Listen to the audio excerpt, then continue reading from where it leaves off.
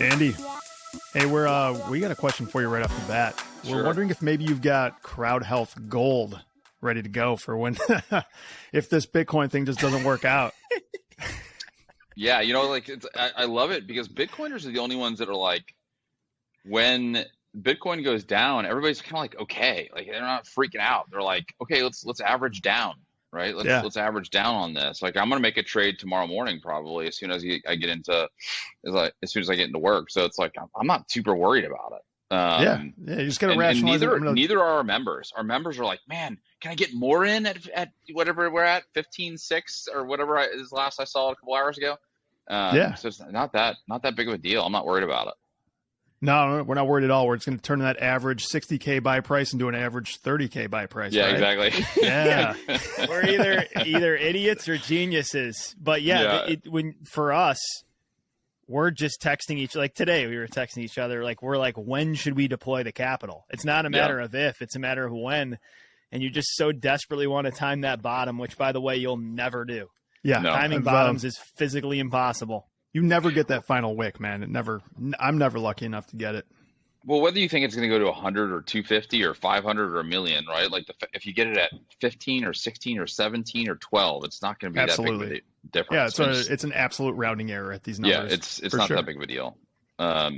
So I'm kind of fired up that it's down, and I think it's going to be down more. I mean, it's like you got FTX and Luna and all these kinds of things, and ETH is going to go next, I think, like at some point. Like, and so there's going to be an overhang, I think, on crypto, right, in general. Mm-hmm. And I know that Bitcoin is not crypto, but the general consensus is Bitcoin gets stuck into crypto, and as all these things get hammered, crypto or Bitcoin is just going to fall until it gets wiped clean, and people finally realize that like Bitcoin is the only true pure alternative, right? Yeah. And all these, as I said, I have a 4 and a 6-year-old, so I won't say it. The other coins will disappear. Yeah. This is a bummer, Josh. Andy's censored tonight. His kids are within earshot. Like seven, we'll fill it probably for him. feet. 7 Audience, feet. just imagine that he's dropping F-bombs. Like every 8 word, just use your imagination. Before we started, I told these guys I have a Jack and Coke in my little thing here. So I was like, it's a blue collar Bitcoin podcast. Like they got to be okay with a Jack and Coke. Like, let's get into gear here. Yeah, and I think we'd be remiss if we don't at least give it a 5-minute diatribe into what's going on with Sam Bankman-Fried, the fraud here. Like the amount of irony that exists in the fact that he bailed out Celsius or. Oh, what was it Celsius they bailed out, or what was the other shitcoin company? Anyway, they bailed out an assortment of them. And then he goes on to, mainstream media saying that he's the JP Morgan of crypto. And this clown blows himself up 6 months later. It's just such beautiful irony to watch it all unfold. It's worth watching Bitcoin get hammered just to watch this stuff hit the fan. It really is. It's a testament to the fact that if you build a house on quicksand, it can stand for a while. It can look pretty and structurally sound.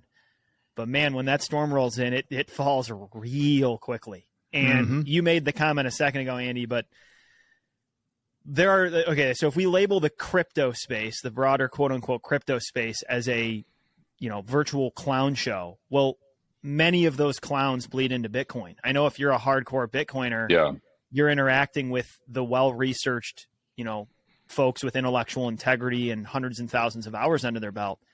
But we have to come to grips with the fact that in these seasons of euphoria, in these bull markets, a lot of these clowns put their red noses on and waltz into the other tent, which is Bitcoin. And then when things start burning, they're in the house with all of us. So that's part of when you just have to get accustomed to that. It's happened before. It's not the last time it's going to happen. And there's a lot of forced selling and liquidation events and panic.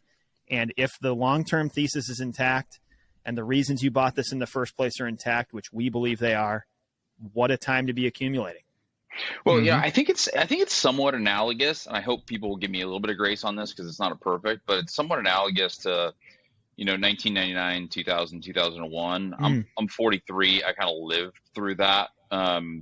And, you had all these .coms who were just crap, it's pets.com and all this, these crappy .coms, but there were a bunch of great .coms too that came out of that 99, 2000, Right. 2001 period. But unfortunately, all the crap .coms brought everything down, right? But once it hits that bottom, the next 20 years between 2000 and let's just say 2, right, post September 11th to 2021 was probably the greatest 20 years of prosperity in the history of our country, right? And the Fed helped that and all that kind of stuff. We can get into that if we want to, but it's like if you get in now, we were just talking about before we started, like it doesn't matter if it's 15 or it's 12 or it's 17 or it's 20. Like if we think it's going to 250 or 500 or $1 million, it really doesn't matter. Like take advantage of averaging down, and that's what I'm doing. Like I said, I'm buying tomorrow morning when I get to work, and I'm hoping it's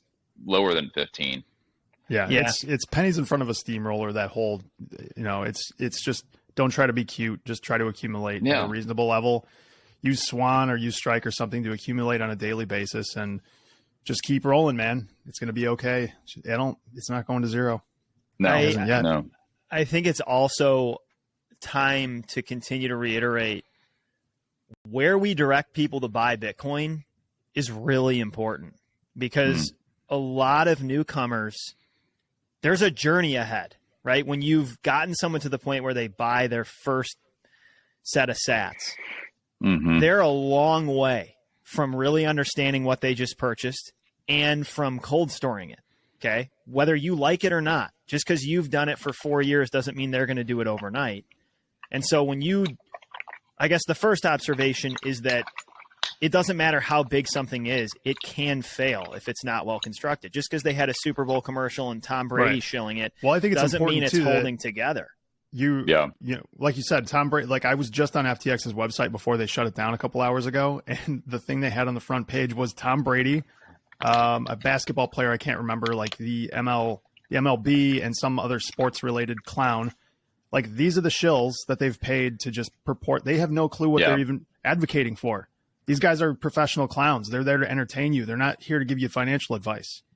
We're going to see how many times we can use the word clown in this episode too. We'll use it a lot. It just kills me when people give people like guys like Bono, like you're going to take political advice or listen to what these people have to say. They are entertainers. And we're a couple of dumb firemen. Like, don't listen to us either. Yeah. Andy, let's hear your story. I was digging for my Trezor here so I could actually show you that I'm on cold storage. I'm like, where's my Trezor? It's in here somewhere. I know it's in here. Oh, please God. You have to show us or we won't believe you. Here we go. Ready? Bam. Ooh, the white Trezor. It's a rarity. You don't see those much. Wait, before we hand it to you, I just wanted to close out by saying, if your exchange, if the area you're purchasing Bitcoin is not encouraging you to cold store and self-custody, that is not the place to be buying Bitcoin. We'll leave it there. Andy, who the hell are you? Give our audience an introduction to yourself and I suppose CrowdHealth in one foul swoop here. Yeah, I'll try not to be long-winded. I'm fairly new to Bitcoin, although I first looked into it I think it's I want to say it was 2014. It was under 1,000. I think it was like 200. And I told my buddy, and I was like, man, I'm going to put 10 grand into this just because I think it sounds cool. And if it's a flyer, like if it works, great. If it's not, it won't. And he's like, dude, that is the dumbest idea I've ever heard. Like, this is so stupid. And I don't know what that 10 grand would be worth today, but it'd be a hell of a lot of money. And so I didn't do it. And I didn't do it partially because it went from 200 to 1,000. I remember this went from 200 to 1,000 like that. I was like, I missed it. I missed it. And so I'm kicking myself. But then a couple of years ago, I'm a buddy with Jimmy Song, who I'm sure you guys know. He lives here in Austin with me. And so I know him through kind of church, and I went to lunch with him. And it's kind of telling him about CrowdHealth and how insurance is screwed up and all this kind of stuff. And, the fact that insurance, when you pay your premiums, right, you pay your premium to your insurance company and they hold it in this big bucket of fiat, right, that's, a sailor says is melting by the day. And so Jimmy was like, man, why don't you let people like hold it in Bitcoin? And I'm like, huh, that's kind of interesting. And so we kind of built our product on Bitcoin because of Jimmy.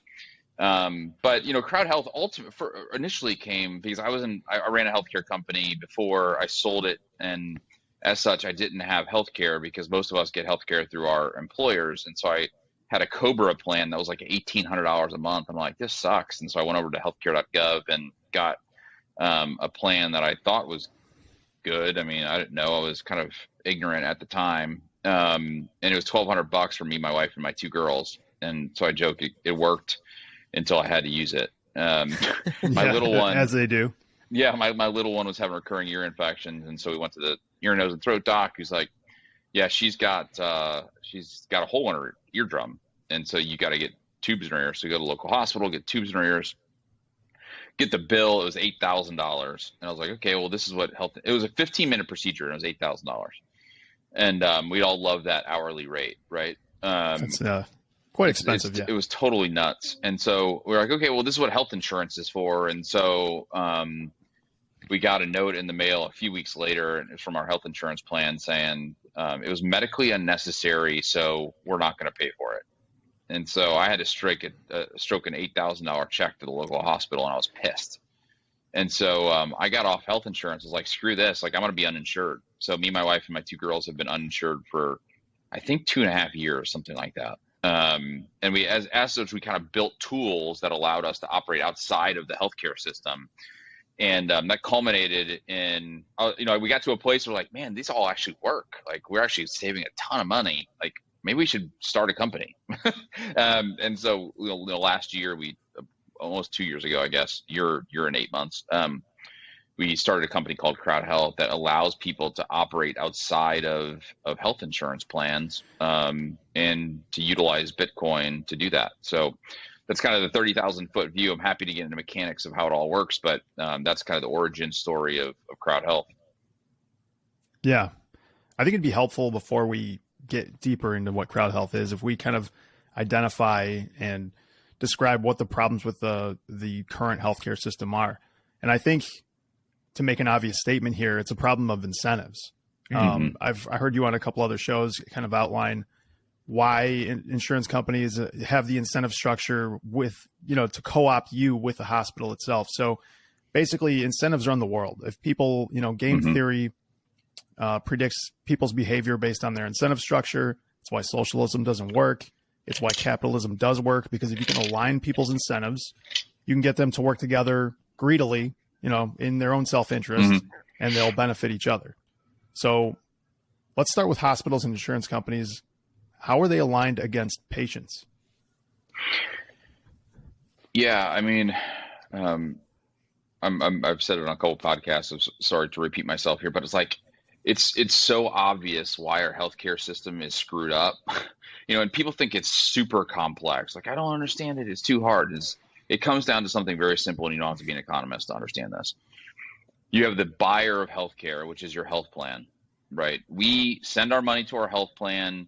They are our agent to go and negotiate with a hospital or a doctor or whoever to get us really good prices that are better than what we can get on our own. Right. They're our agent. So they actually want the price to go up, even though they're our agent. They want the price to go up. And so why is that? Well, Obamacare, about 10 years ago, put in this little thing that says you can only make 15% of premiums as profit. And so that from the outside in, they're like, oh, that makes tons of sense because we don't want companies to make too much money and, egregiously profit off us.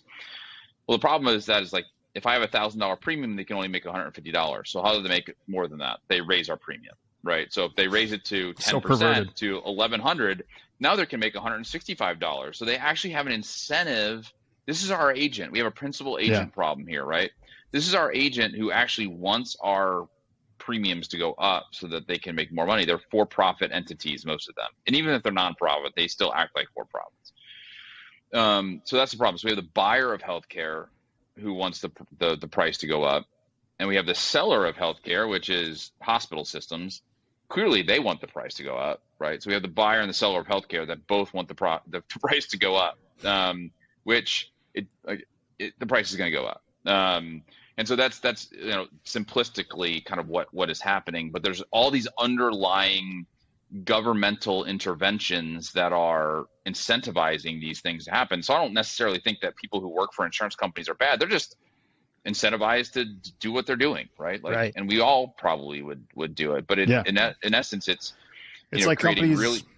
It's kind of like companies taking these PPP loans in 2020. Maybe you didn't want to do it, but if you didn't, you weren't going to be competitive with your competitor that did take the money. So you're kind of in a screwed position where you just have to do the maybe less than moral thing because otherwise you're not competitive here. Yeah, I get it. Exactly. So they're just doing what the market would do as just a, it's not a free market in healthcare, but they're just doing what they have to do to make as much money as possible. And it's like, okay, I understand that. And then the other problem that we have, and this one is really screwed up, is the health plans often own the doctors, right? So the largest employer of doctors in the United States is United Healthcare, right? So you're supposed to be negotiating with these doctors to get me a really good price, but in fact, you're negotiating with yourself. And so what do you want then? Like, of course, you want the price there's a double incentive for the price to go up. So we just have a really screwed up system within healthcare that I don't think can be changed with just incremental, legislative or whatever, improvements. Like I think we have to completely change the way that we buy healthcare, and that's what we're trying to do. Let's take a quick break and hear from our show sponsors. BCB is brought to you by CrowdHealth. With open enrollment upon us, what if you didn't have to pay healthcare premiums anymore? What if you could invest in Bitcoin instead? With CrowdHealth, you can put money aside for health expenses in your own account and even hold a large part of it in Bitcoin. If Bitcoin goes up, you get the upside, not big insurance companies. Pay one low monthly total to fund an account that is yours. Choose your doctors and hold up to 75% of the funds in Bitcoin. If a large expense comes up, CrowdHealth will crowdfund the bill for you to pay it quickly. Stop supporting the broken health insurance system with your hard-earned capital. Go to joincrowdhealth.com and use code BLUE now to experience freedom from health insurance by utilizing Bitcoin. Right now, through the end of the year, you can get your first 6 months for just $99 per month. Don't get stuck in a bad insurance plan again. Instead, go to joincrowdhealth.com and use code BLUE to sign up. That's joincrowdhealth.com, promo code BLUE. CrowdHealth is not health insurance. It's a totally different way of paying for healthcare. Terms and conditions apply. Blue Collar Bitcoin is sponsored by Capital Logistics. Capital Logistics is a freight broker connecting truck drivers and shipping partners around North America. A true blue-collar business that supports Blue Collar Bitcoin. Capital Logistics specializes in moving temperature-controlled cargo, food, supplies, and other freight nationwide for some of America's largest companies. Capital Logistics is a firm believer that people and businesses should be able to save what they earn without having their purchasing power manipulated by the financial system. As early adopters of innovative systems throughout their business, Capital's excess cash flow is put into Bitcoin every month. If you want to work with a company that shares blue-collar values and an affinity for Bitcoin, reach out to Capital Logistics today. Find them online at capitallogisticsllc.com. That's capitallogisticsllc.com. Blue Collar Bitcoin podcast is sponsored by Ledden. From savings accounts to personal loans to even mortgages, Ledden's financial services enable Bitcoiners to experience the benefits of holding today without selling their Bitcoin. With recent events in the lending market, Ledden has demonstrated that their robust and transparent risk management strategy was the reliable approach. Ledden doesn't actively trade or invest in DeFi yield generation, and they've experienced zero losses as a result of their strategy. Ledden only supports Bitcoin and USDC, two of the highest quality, most liquid assets in the industry. They are also dedicated to transparency, and they are the first digital asset lending company to complete a proof of reserves attestation, which they re-verify every 6 months. With multilingual support on standby 24/7, Ledden is truly there to support customer needs. Go to ledden.io, that's LEDN.io, for more details. And by visiting start.ledden.io/blue collar Bitcoin, you can receive $10 USDC for creating and funding an account. The Blue Collar Bitcoin podcast is powered by arguably the most legendary company in Bitcoin, CoinKite. Use promo code BCB for 5% off select purchases, including the cold card, at coinkite.com. Established Block 141,000, CoinKite is an industry leader in security and hardware manufacturing. They are producers of the renowned Cold Card, the world's most trusted and secure Bitcoin signing device or hardware wallet. It's built with a plethora of features fit for Bitcoin beginners all the way up to the most advanced of users. This device is a one-stop shop for your Bitcoin custody needs. CoinKite also manufactures the Block Clock, a gorgeous e-ink digital art display piece sitting in the background of every serious Bitcoiner on planet Earth. Block Clock can be programmed to scroll through key Bitcoin metrics including price, hash rate, the next halving date, and much more. CoinKite are also the makers of the OpenDime, a small USB stick that allows you to spend Bitcoin like a dollar bill, passing it along multiple times. Check out CoinKite's entire suite of products at coinkite.com. Now back to the show. I think one of my observations about the CrowdHealth offering, and the reason I think it's such an interesting and good match for Bitcoiners, is it's not just that Bitcoin the asset works, it's the very way in which a lot of Bitcoiners think through the world, right? So most people, certainly most Americans, have a recognition that their intuition is that the healthcare system is just completely fucked. You know, there's a few things we know to be true, like water flows downhill, Italians eat pasta, horses have huge cocks, and the healthcare system is fucked. I'm glad you went know with what I mean? Horses on that one. So Nice it's like, play. I thought you were going to say firefighters. yeah, I should have. But it's like the average person, right? The average person just thinks this is a dysfunctional system, an opaque, dysfunctional, extremely expensive system that's not working, right? But a lot of people just stop there. Bitcoiners see a similar issue, say, with the monetary system, opacity. It's expensive, you could say. It's complex. And they have, through an educational journey, distilled that down to, okay, what are the first principle problems? Why are the incentives awry? And then how does Bitcoin step in to fix it? Yeah. And then also add on top of that they have a libertarian mindset to begin with. Right. So this is much more palatable to them right off the bat. You know, they're prone to ask the same question of healthcare. This is a dysfunctional system, but why? The next question is why? Why are the incentives misaligned? And it's helpful for people to understand more. I guess I want to parlay this into, so now what does CrowdHealth offer, and how does it realign incentives? And I guess along that process, if you don't mind, you said ask the hard questions. We want to know how CrowdHealth makes their money. Fill that in along the way, because I think that's part of unpacking this and gaining people's interest. Yeah, sure. So I love that question. One quick thing to make sure that people understand how insurance companies make their money, right?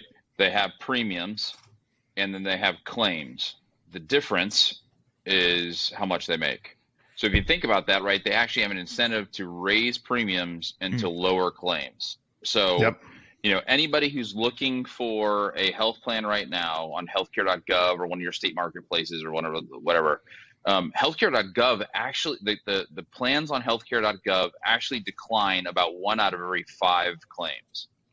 Like, so you have a 1 in 5 chance that your claim is going to get denied. Like, that's the big lie in healthcare, is your health insurance company is a sure thing. It's not. Like, I just told you the story of my daughter, and I'm down $8,000, you know, and we have like 250,000 families every year who go bankrupt because, one, they can't hit they can't pay the deductible, or 2, their claim gets denied and they're on the hook for it. Right. And so like the whole point of insurance is if, you know, something bad happens, you're not put into financial distress. And so that's just not happening with health plans. We can tell you, just from our experience, we, you know, we're on the ambulance almost every third day. And the biggest problem people have when we show up is, A, how much is this going to cost me? How much is the ambulance going to cost? Which Dan and I really aren't even privy to those numbers. We don't even really know. I know exactly what they are, and it's ridiculous. We basically have to lie because we have the liability of needing to take them to the ER, right? They've called 911. They have a medical issue. That we have to give them the We have to offer that transportation. We're obligated in their best interest to take them.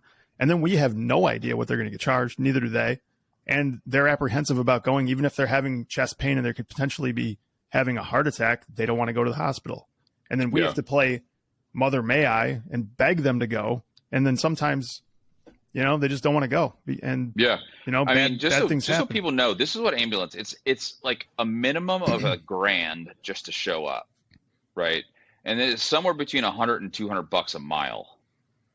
Right. That's how much insurance cost. I mean, how much ambulance costs. So, you're going 10 miles. You can do that math. It's like $3,000 or $3,500 for just a 10-mile trip in an ambulance. Like, most people don't have $3,500 sitting in their bank account. And if you have, so I went on healthcare.gov just because I was curious, like, how much it was going to cost my family on healthcare.gov. And the cheapest one that we had it was like $1,100 a month.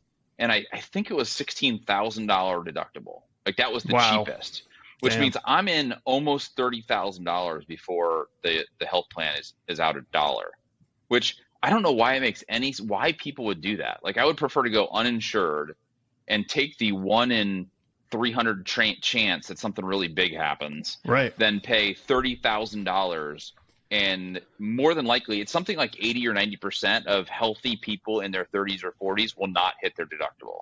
So this is back to what you're talking about. This is what insurance is for: catastrophe, right? When you buy home insurance, you're not expecting the home insurance policy to replace your siding or roof. You're expecting them to fix your house if it burns to the ground or if a tornado hits it or something like that. Your car insurance is the same thing. You're expecting car accident gets paid for, oil change, any other maintenance is obviously not covered. And this seems like we have this disconnect with health insurance being, well checks, you need insurance to cover that. It just isn't congruous, it doesn't make much sense. Yeah. I originally, when I went uninsured, I was like, listen, if something happens with me or my kids, what I'm going to do is I'm going to just negotiate with the hospital. I'm going to be like, listen, hospital, like, you have a decision to make, right? Like, let's just say I get cancer, I have $1 million claim. The hospital can either say, hey, I'm going to put you into bankruptcy, or I'm actually going to negotiate with you, right? And so, and 99 times out of 100, they'll negotiate right off the top. And the 1 out of 100 times they won't negotiate, CrowdHealth actually engages attorneys to negotiate on their behalf, so that they don't, once an attorney calls a hospital's like uncle. They say uncle, right? They're like, okay, fine. Like, I'll just negotiate. I don't want to deal with this. Squeaky wheel gets the grease. Yeah, no, exactly. Right. But that's consumerism at its best. Like, that's what we should be doing, is negotiating these. And I think that, organizations like CrowdHealth and, I hope others show up like CrowdHealth too, so that we can all kind of like tamper down these excessive costs that these hospitals are charging people. So most of these like catastrophic cases are coming directly from the hospital systems, who are gouging patients. Like, there's just no doubt about it. They are gouging. And so that's the way that I originally took it. I was like, hey, let's just see if other people will look at this similarly. And we now have thousands of people signed up for CrowdHealth who are all like, yeah, screw this. Like, I'm not interested in paying an egregious amount of money to health insurance, never to see that money again. Yeah. That wasn't even the question you asked. I just totally blew over the original no, question. It's all right. I think. So I apologize, but I'm like, don't worry. I came up with another one while you were going anyway. It's like, there's kind of the other side of this problem too that we see. So some of the most common occurrences we have are the people that don't want to go because it's too expensive. And then we have the frequent flyer who calls us every day, twice a day, goes to the hospital as a hypochondriac, has no problem, but we have to take them because we're obligated to, because they said it's an emergency. So it's officially an emergency. So we take them to the hospital. The hospital sees this person twice a day, says, goes through the motions, does everything they have to do. They're never going to get paid by this person. So the people that actually do pay are going to have to pay for this jagoff's, 3 trips to the hospital a day. So I know it's a tough nut to crack, because the hospital can get hosed on one direction and then take advantage in another. And it's a shit show. I think it's interesting for people to put themselves in our shoes too, because we are the healthcare provider. So I guess we're firefighter paramedics. So 70% of a dual role department like us is EMS. Josh and I basically spend half our time driving a fire truck and half of our time on an ambulance in the role that we're each in. The way our licenses work and our protocols work is if somebody calls 911, even if it's for complete horseshit, we have to, on paper, strongly recommend that they seek higher level care. Like it's not like an option. You can't show up to someone's living room per our protocol and the state we're in and say like, you don't need to go to the hospital. Like we're literally not allowed to say that. Now we can kind of like hint at it, but before we leave, we're getting a signature from that person saying you refuse to go to the hospital and we recommend you go, literally for any complaint. Right. So it's like, this is sort of the issue with an unbelievably litigious society where literally healthcare providers are just as preoccupied with covering their ass legally as they are providing care. Like our EMS coordinator, half of her job is like ensuring that we're legally squared away. Like that's how our reports are written and our calls are run. That may not be in people's mind when they see ambulances and fire trucks driving around, but that's just the nature. And that whole dynamic I just highlighted is another input of dysfunction in the system.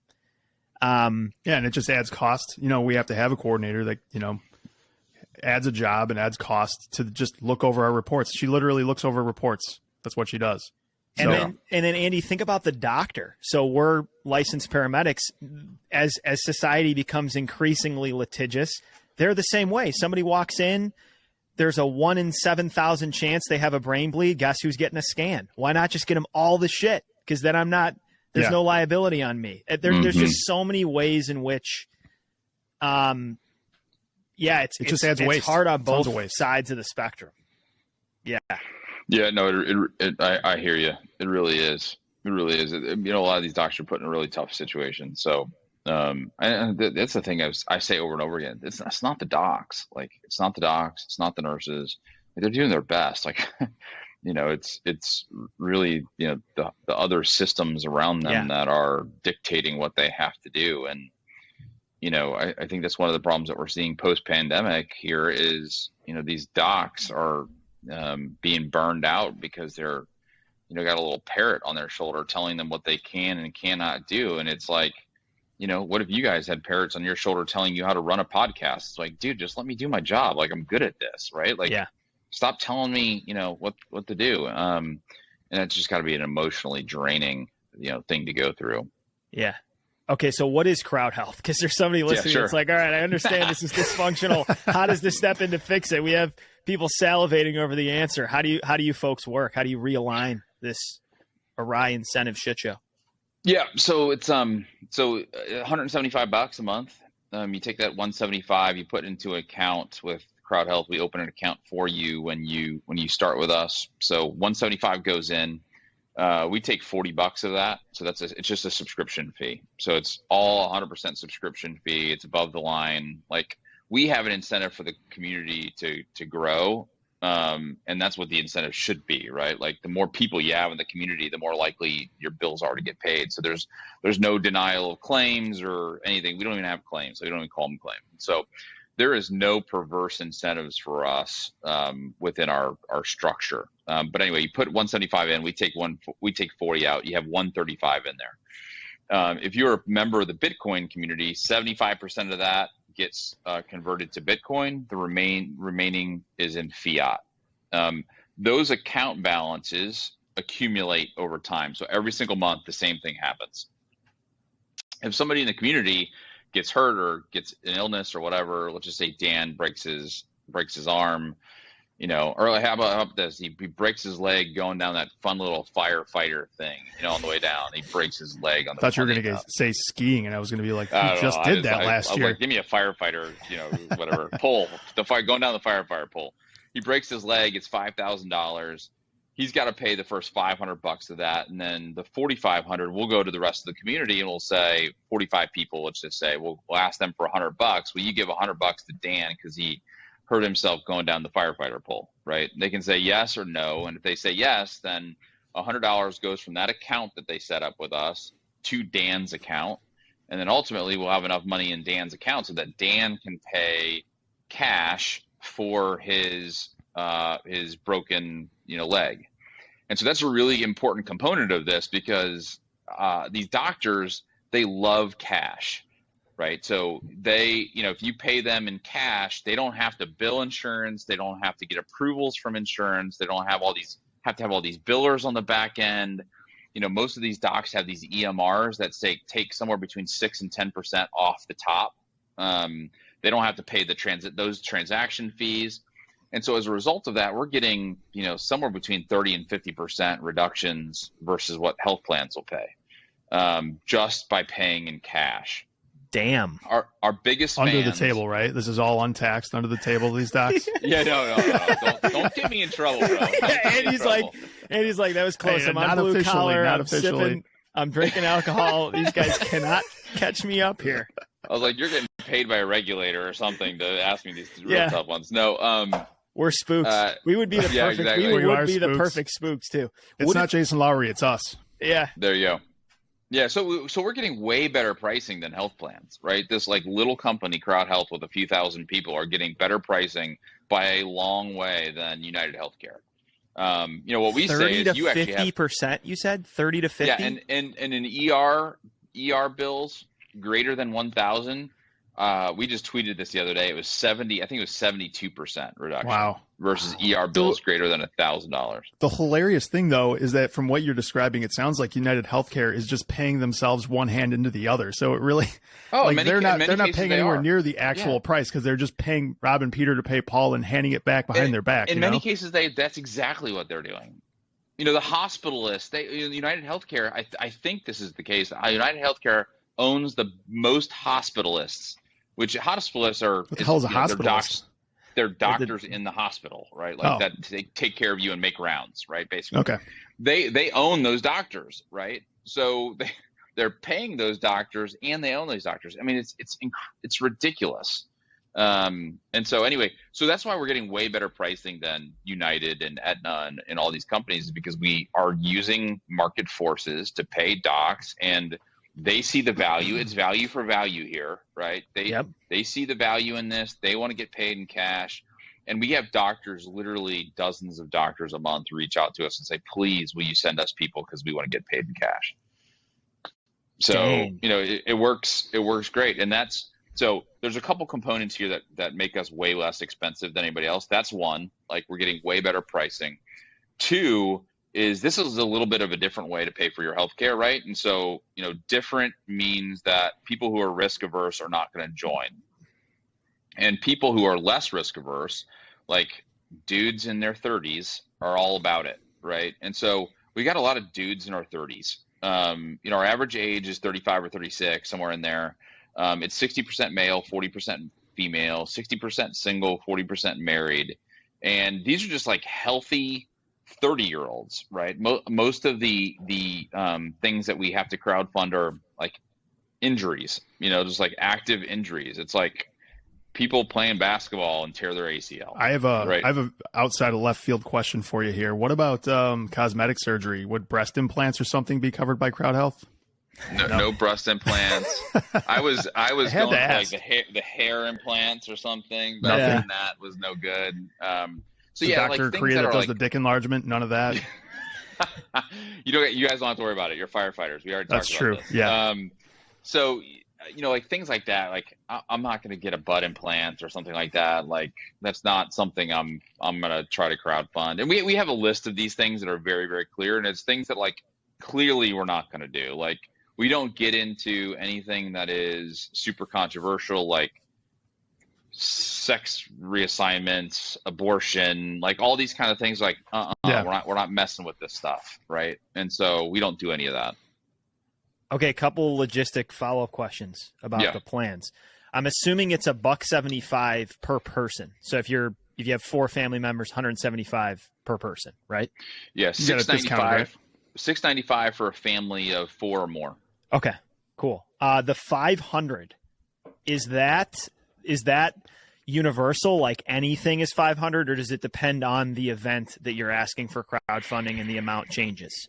The only thing that's not 500 is your annual wellness checkup, right? So one per person per year, it can be crowdfunded, and that's up to $300. So you go to primary care, you do pediatrician, you do OBGYN, And actually we're adding like dental and vision to that. Any one of those 5 will give you, any one of those 5, 1 per person per year, that we will do. And then anything else, like any injury, illness, or pregnancy, you pay the first 500, we'll crowdfund the rest for you. So you walk into, so one of the things that, like, I live in Texas, and so I kind of make the joke, like, there's 2 things that I hate to see in the mail. One is property taxes, because our property taxes in Texas suck. And you have no idea what they are. Like, they just, people like, it's like wherever the wind blows, like, it's how they decide. And, the other thing too is like a healthcare bill, like, you can get a bill and you're like, I don't know if it's 100, 1,000, or 10,000. Like, I have no idea what the over under is on this. And so for us, it's like, we just want, it's $500. You go into the ER, $500. You get cancer, $500. You get pregnant, $500. Like, it's just super easy to understand. And everybody should have $500 in their bank account, so we don't put anybody, into bankruptcy because of the huge healthcare bill. So we kind of make a joke. It's right. It's like healthcare.gov plans, 250,000 bankruptcies. CrowdHealth, 0. Like, and that's what we want, right? We want 0 bankruptcies as a result of health events if you're on CrowdHealth. Like, that's the ultimate goal. Hey, I wanted to. So, it's my understanding you guys make money on that subscription plan. Is it true that you also take a percentage of what you save during the negotiations? Say the doctor wanted $100,000. Yeah, you guys get it down as to of 50? As of 1/1, we're not doing that anymore. Oh, you're not. Okay. No, and the reason why is it's all because of transparency.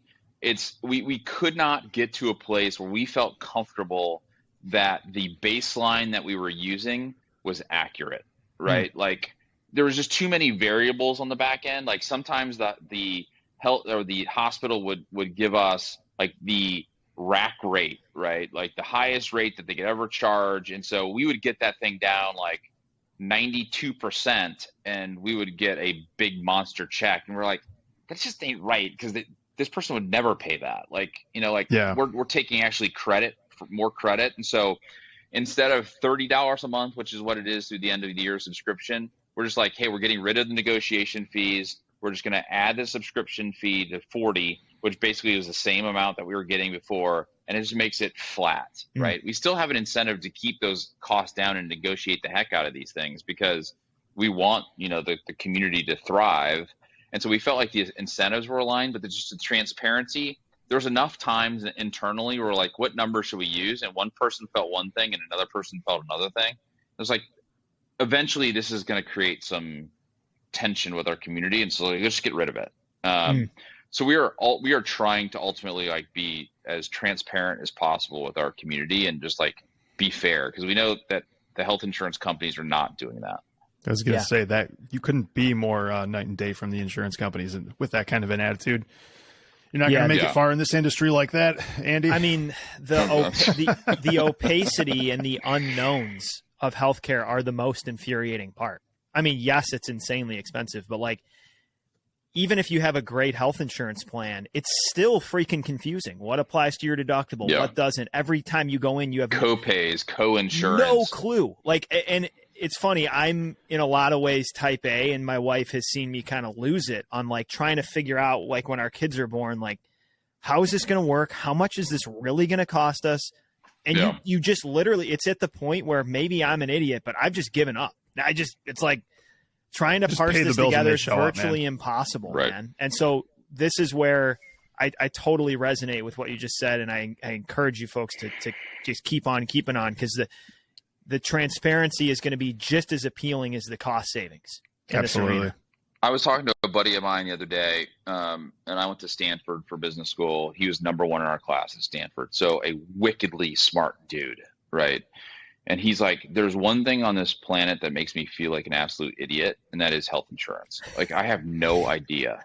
Like, I can go to healthcare.gov. I just went to healthcare.gov, and I think I had 100 different options, like all with a different copay and deductible and premium. I'm like, I have no freaking clue what is best for me and my family. Yeah, right? I think the same people that design IRS forms design insurance plans, and that just makes a lot of sense. Try to fill out a W-4 and figure out what you're supposed to do.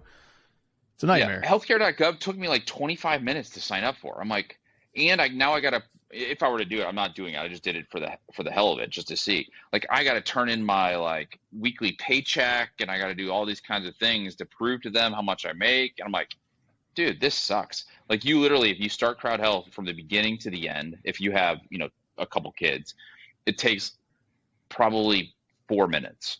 Like, it's quick, it's because I don't care, what your social security number was, or, all these other things. Like, it doesn't matter. I want to. The funny thing on healthcare.gov, this is the funniest thing. They asked what my monthly income was for my 4-year-old. They're like, what is Ava's annual or monthly income? I'm like, are you freaking kidding me? Like, who programmed this? Crazy. Let's talk about the money you actually have stored with CrowdHealth. Yeah. Couple questions here.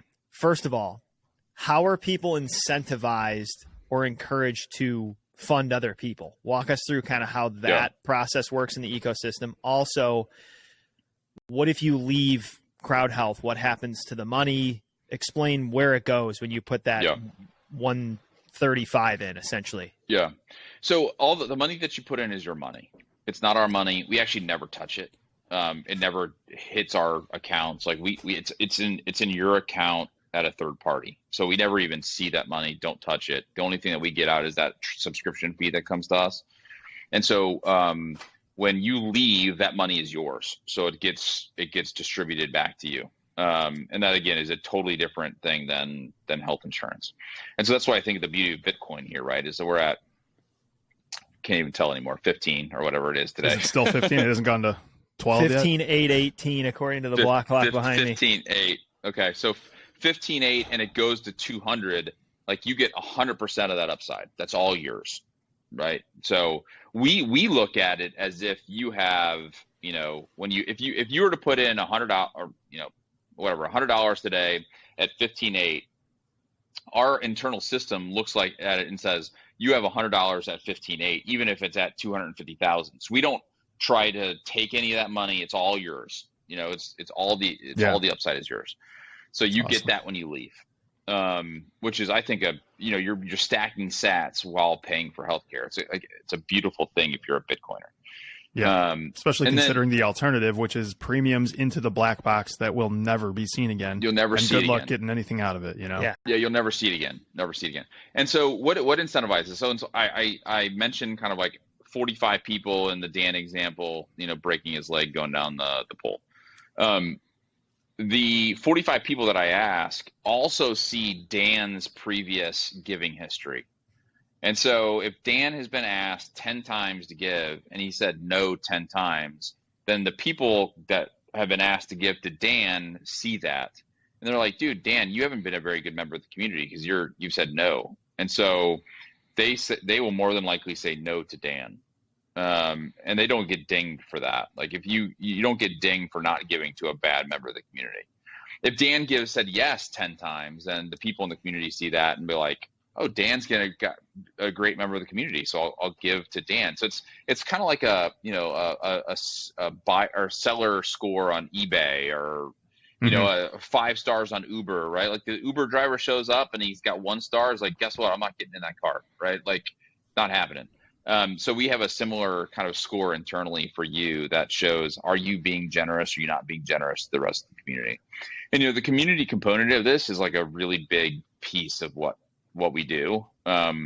Because I now know I'm giving to, I don't say your name, Dan, but I'm giving to, a male in, I don't know, where do y'all live? Near Chicago. So I'm giving to a male in Chicago, Illinois, who broke his leg, right? Like, I know exactly where my money is going. We just got so many of these stories. We had a woman, 19-year-old in Tennessee, who got her hand caught in the prop of a boat. Oh my gosh! Cut off 4 of her fingers, severed 4 of her fingers.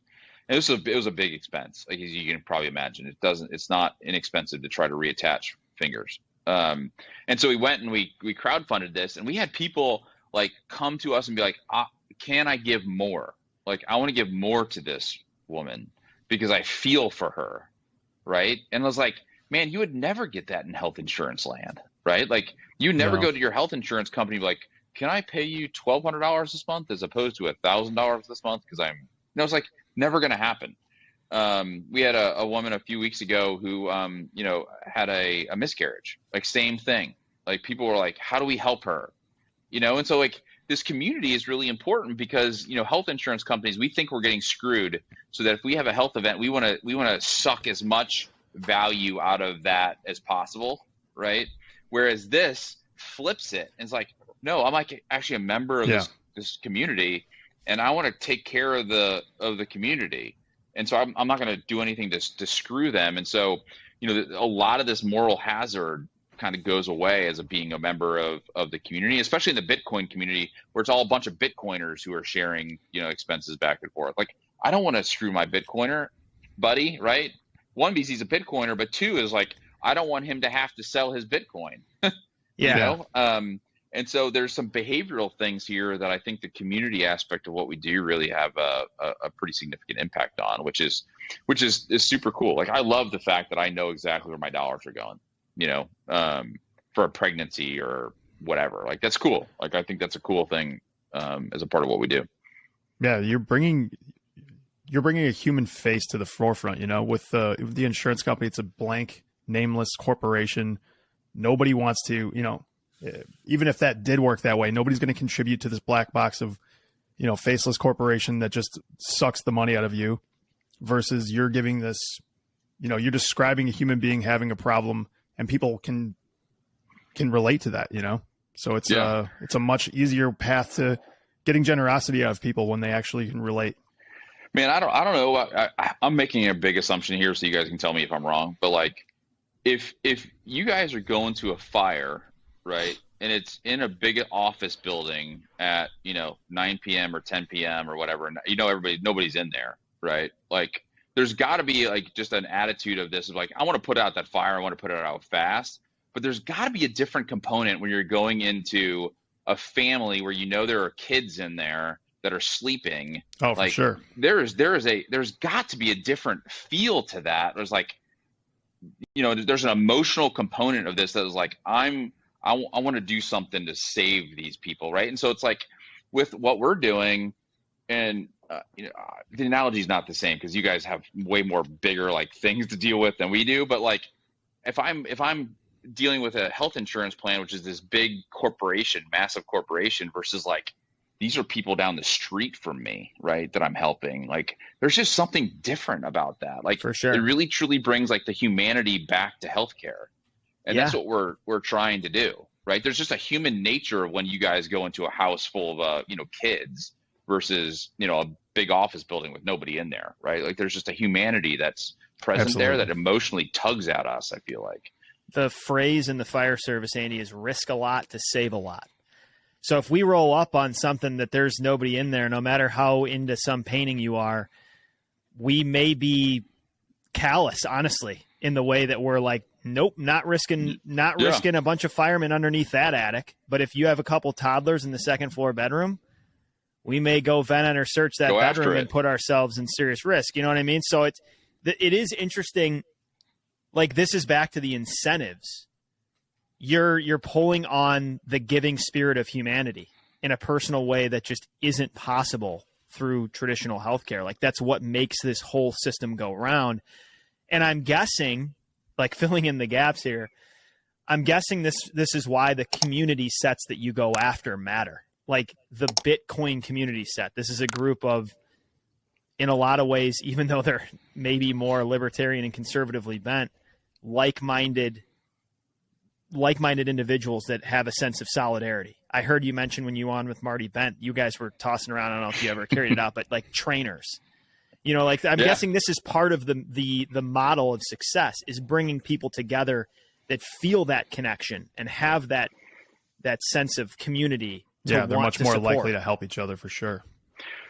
I think I'm a libertarian leaning, if you couldn't tell, kind of person. And one of the things that I hate about what's happened over the last 50 years, 43 of them I've been alive, but it's like in the 1970s, our monetary system went to hell, And then 2, our healthcare system went to hell because, you know, the government is, you know, legislatively stuck themselves in between, you know, me and us and our neighbors, right? Just like, hey, you don't need to worry about your neighbor. Like we'll get in between that, and health insurance plans and the government will take care of your neighbor. We'll take care of the people in the community that can't. And I was like, man, like, I feel like Bitcoiners, libertarians are some of the most generous people that I've ever met, but they don't want to be told who to give their money to. They want to do it out of true, like, sense of generosity, right? Like, I want to just give to my neighbor and help them because it's the right thing to do, not because the government, you know, steals my money to do it in a super inefficient way, right? Like that. Absolutely, that's not what this is about. And so,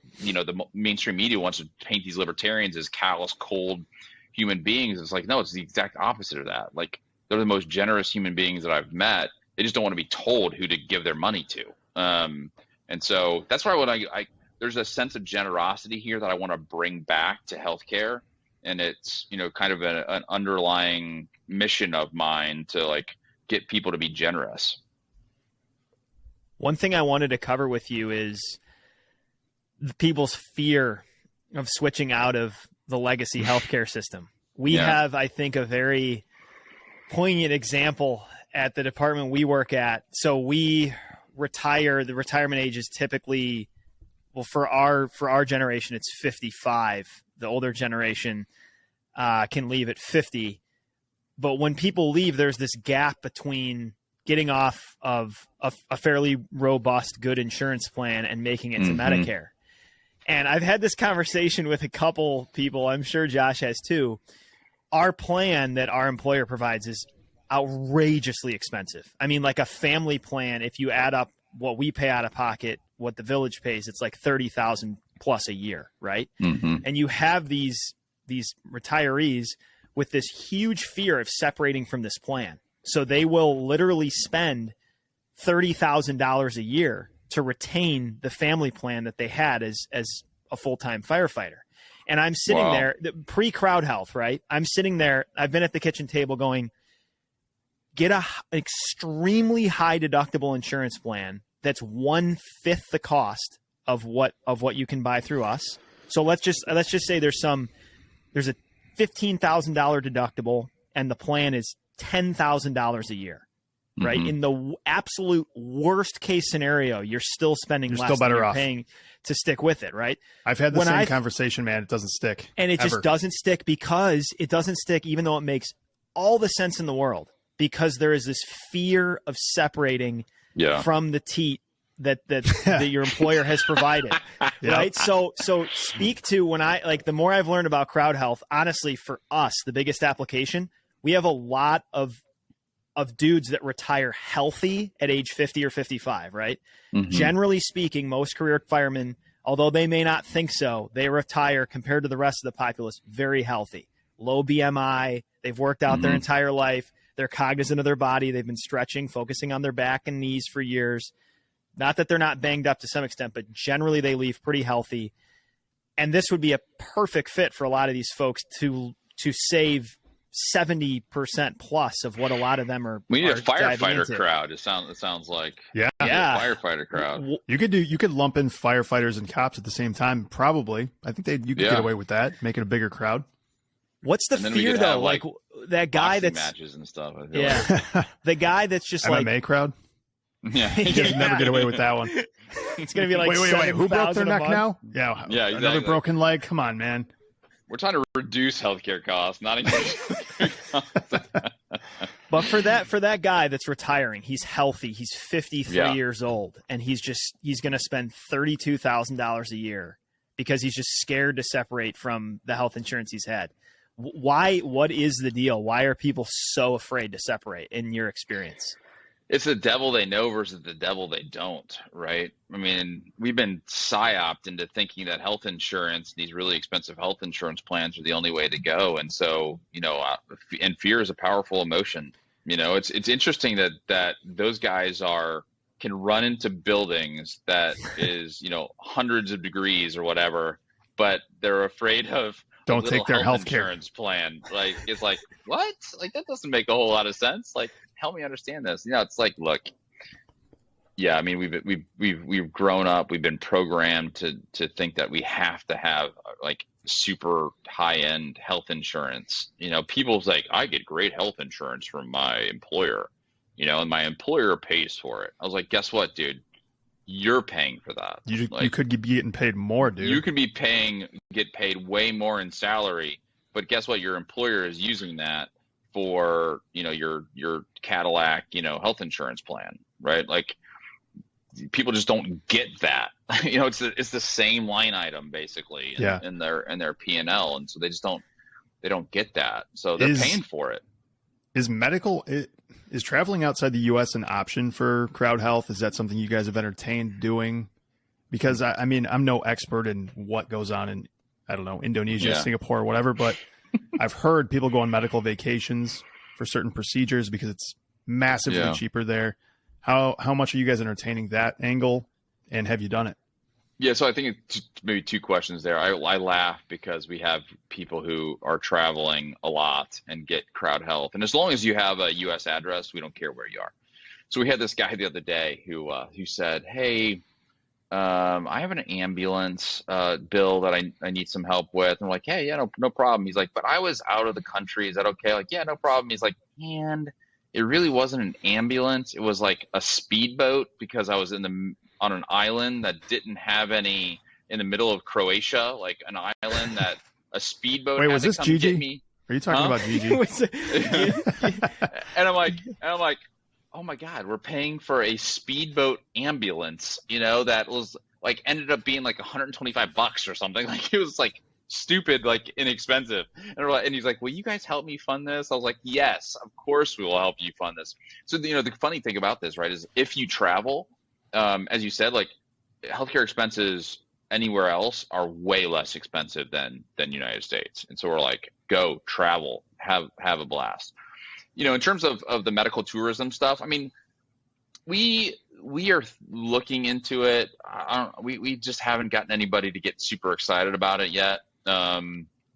You know, going to India to get like heart surgery is not like something I'm super jazzed about. But right. But again, like when you think about that, this is almost the same ideology as we're talking about with the older gentleman retiring, but they don't want to part with their Cadillac health plan because they think it's better, even though maybe this makes more sense. But I mean, Indian people are pretty damn good at being doctors and pretty damn good at being programmers. They're awesome. So they're I mean, some of the best. If I'm staring down the barrel of bankrupting my family or going to India for my heart, guess what? Looks like I'm packing my bags. Well, dude, so here's my closest analogy to this is we had a member in Wisconsin. Wisconsin is one of the worst places to get health care. It's so expensive. So he had to get this heart procedure, and the local hospital says it's gonna be $86,000. And he's like, "I'm sorry, guys, you know, we crowdfunded for me." I was like, "Wait, can we look for some alternatives?" So we looked for some alternatives. This was Oshkosh, Wisconsin, so you know, about 90 miles from Chicago. So we looked in Chicago. In Chicago, we found somebody who would do it for $44,000. So we cut the price in half by just going 90 miles. And then we found this guy in Oklahoma City who had actually done more of these procedures than almost anybody else in the country, who was willing to do it for $22,000 cash. So obviously, right? It's $22,000 under the cash. table, obviously. Yeah. You guys are gonna get me in trouble. So the funny thing is we set up this couple, right? 2 first-class tickets from Milwaukee to Oklahoma City. We gave them $2,500. We put them up at the nicest hotel in Oklahoma.